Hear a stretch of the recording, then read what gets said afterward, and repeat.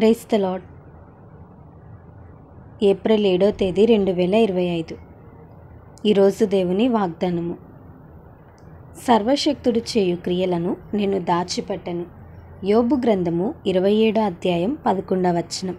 ఈ వాక్యం ద్వారా మనం తెలుసుకోవాల్సిన విషయం ఏంటంటే, ప్రభు అయిన యేసుక్రీస్తు వారు ఈ లోకంలో ఉన్నప్పుడు సమరియా గలిలయ ప్రాంతంలోని ఒక చిన్న గ్రామానికి వెళ్తుండగా 10 మంది కుష్ఠరోగులు యేసు ప్రభు వారిని చూచి దూరముగా నిలబడి, ప్రభువా, మమ్మల్ని కరుణించవా అని కేకలు వేస్తారు.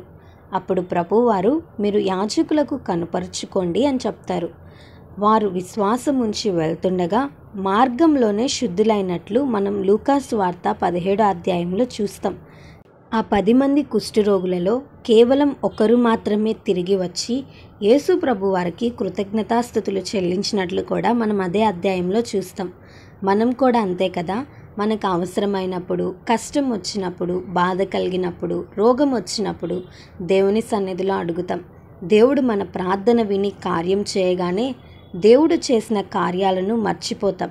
దేవునికి కృతజ్ఞతాస్తుతులు చెప్పటం మర్చిపోతాం.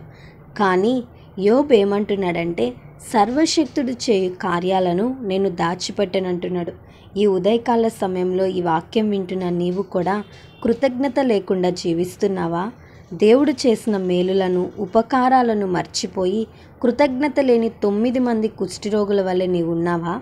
ప్రతి విషయమందు కృతజ్ఞతాస్తుతులు చెల్లించుడని అపోస్తులైన పౌలు గారు థెసలోనిక సంఘానికి చెప్తున్నారు. అంతేకాదు, అలాగ చెల్లించటం దేవుని చిత్తమని కూడా అంటున్నాడు. కాబట్టి నీవు కూడా దేవుడు అనుగ్రహించిన ప్రతి దానిని బట్టి, అది చిన్నదైనా పెద్దదైనా, కృతజ్ఞతాస్తుతులు చెల్లించి దేవుని చిత్తాన్ని నెరవేరుద్దాం. ఈ వాగ్దానం దేవుడు మనందరి జీవితంలో నెరవేర్చునుగాక. ఆమెన్.